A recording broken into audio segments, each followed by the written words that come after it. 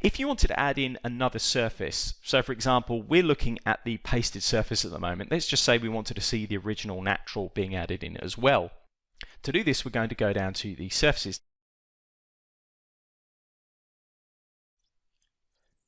In the pull down, we can go and pick any surface we want to reference. So in this case, I'm going to pick the NS.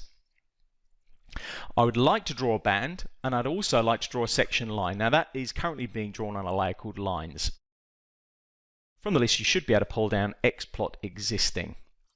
Now that will be green, but hopefully we'll be able to see some contrast further up the cross sections. We're going to go to band controls. Where we've got design, we're simply going to replace this with NS. We're going to leave the rest as it is. Now, for the time being, before we go to offset controls, let's just click OK.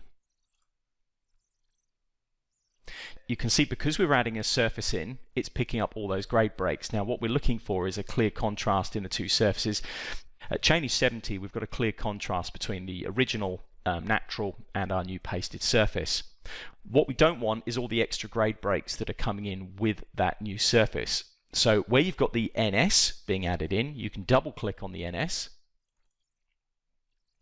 We're going to go up to offset controls and simply put in a grade break entry here, type in 100,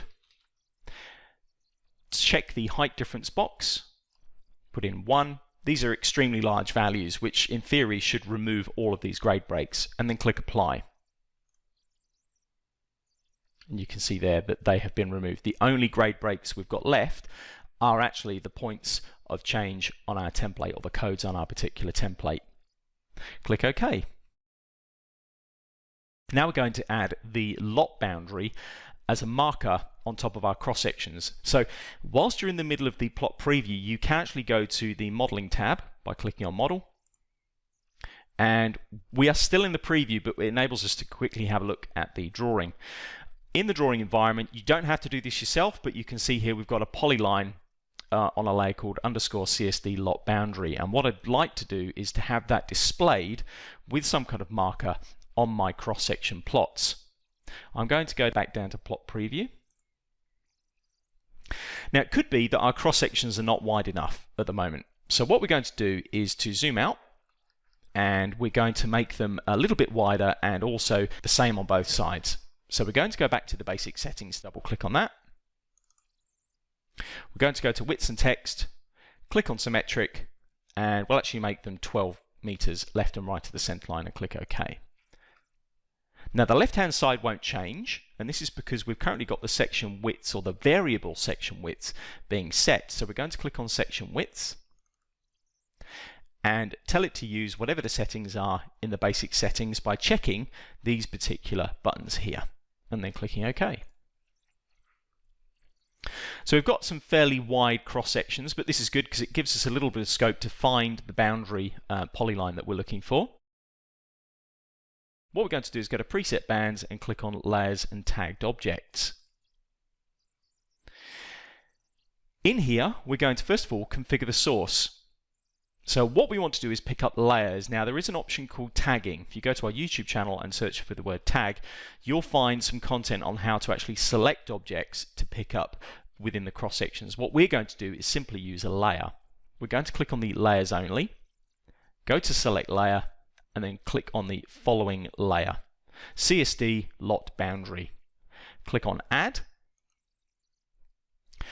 Underneath, we tell the software how far it should look. So if you've got multiple instances of a particular layer occurring within, say, the left-hand side or the right-hand side of your cross-section, you maybe don't want it being picked up every single time. In this case, we have no problem with that. So I'm going to say for the left, we need to put in a minus, first of all, minus 12. And for the right, search 12 as well. If the layer is 2D, we need to make sure that any objects that we're picking up are going to be draped onto a surface. Otherwise, the software doesn't know what elevation to put them at.